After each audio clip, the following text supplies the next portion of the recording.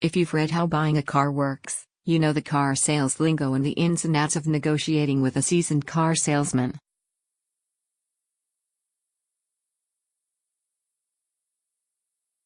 Let's say you've battled for the best deal and finally agreed to a price you can live with. Time to breathe a sigh of relief? Not exactly.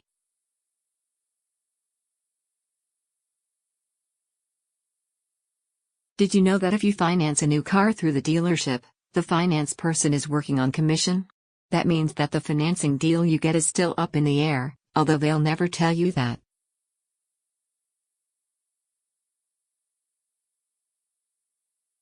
Those things that get added on in the final stages of the deal: extended warranties, undercoating, alarm systems, etc.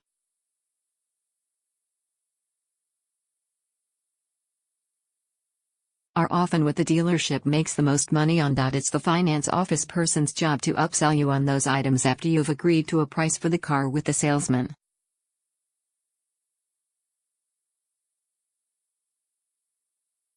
In this article, we'll cover the choices you have for financing, what determines the interest rate you get, and how to determine if you're really getting the best deal, as well as some scams to watch out for.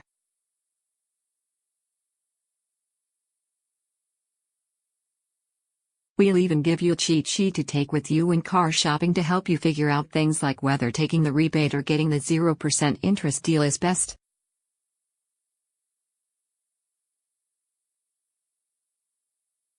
If you're like most people, paying cash to buy a new car just isn't in the realm of possibility.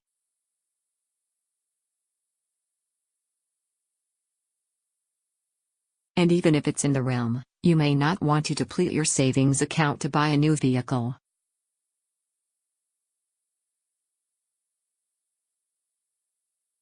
This means that you're either going to be leasing the car, or buying the car by financing it.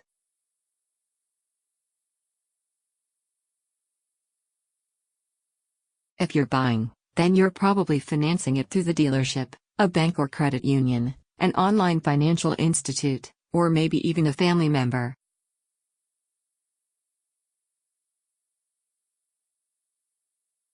While leasing is good for a lot of situations, it's a whole other animal, so in this article, we're focusing on financing.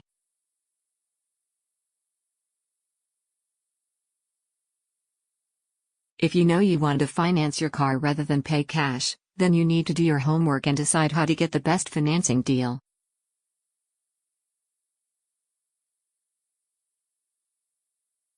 If you do have the money to pay cash for your car and are considering doing it, how do you know if it's really the right thing to do?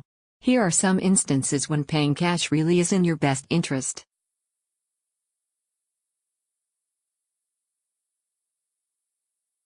But if you're like many people, you probably need to finance your car. So in the next section, we'll look at the pros and cons of financing resources and find out how to determine the best rate.